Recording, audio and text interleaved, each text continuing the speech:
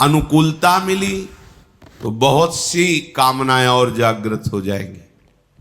प्रतिकूलता मिली तो क्रोध जागृत हो जाएगा। वो भगवान पे क्रोध करेगा, गुरु पे क्रोध करेगा, अवहेलना, नास्तिकता आने लगेगी, भगवद स्मृति नष्ट हो जाएगी, बुद्धि निर्णय करने लायक नहीं रह जाएगी। बुद्धि का नाश सर्वनाश, बुद्धिनाशात प्रणश्यति, उसका नाश हो गया। हम विषय चिंतन क्यों करते हैं? सुख के लिए, आनंद के लिए, प्रसन्नता के लिए। क्या किसी को आज तक सुख, आनंद, प्रसन्नता मिल पाई है? मिल पाएगी? मिल रही है? नहीं। क्यों? क्योंकि इसमें सुख है ही नहीं।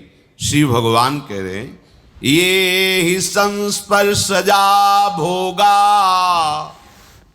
दुख यो नय एवते आद्यंतवन्तः कौन्तेय न तेषु रमते बुधा। ये इंद्रियों के साथ जो मन विषय भोगों में सुख, आनंद, प्रसन्नता ढूंढने के लिए जाता है, चिंतन करना, भोग क्रिया करना, तो भगवान कह रहे हैं भोगा दुख योनय एवते। ये जितने भी इंद्रियों के भोग है ये दुख प्रकट करने वाले हैं। योनय, यहीं से दुख प्रकट होता है। दुख की मूल जड़ क्या है? भोगों का चिंतन और भोगों को भोगना। हम किस लिए भोग रहे हैं? सुख, आनंद, प्रसन्नता। और भगवान क्या कह रहे हैं? कह रहे हैं जितने भी इंद्रिय मन के द्वारा भोगे जाने वाले भोग हैं वो सब दुख योनयः, ये दुख प्रकट करने वाले हैं। दुखों की मूल जड़ भोगों का भाव, उनका चिंतन करना, उनकी क्रिया, उनमें सुख भाव।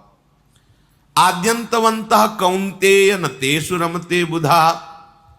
ये जितने भी भोग हैं ये आद्यंत वाले हैं, इनकी सत्ता नहीं है, ये असत है, परिवर्तनशील है। अब कोई बुद्धिमान कैसे भोगेगा इनको? तो जो बुद्धिमान हैं, जो साधक हैं, जो उपासक हैं, वो भोग क्रिया की तो बात जाने दो, वो भोग चिंतन ही त्यागते हैं। भोग चिंतन छूटा, आप अध्यात्म की चढ़ाई पर, ऐसी ऊंचाई पर पहुंच जाएंगे जहां काम क्रोध आप पर आक्रमण ही नहीं कर सकते। पर क्या होता है? बहुत समय निकल जाता है। ये भ्रमण के समय अनुभव किया है, जब बहुत मिलन होता है संतों से तो दो प्रकार का अनुभव होता है। एक सत्य मार्ग में दृढ़ता पूर्वक चलने वाले और एक सत्य मार्ग में शिथिलता पूर्वक चलने वाले। बात चेष्टा और मुखाकृति से ही पता चल जाता है कि साधक दृढ़ मार्ग का पथिक है या शिथिल। विषय चिंतन चलता रहता है, कभी भगवत चिंतन चल गया, हाँ कहीं कहीं भूल से विषय क्रियाएं भी होती रहती, तो अनुभूतियां नहीं होंगी, अध्यात्म की दिव्य अनुभूतियां नहीं होंगी।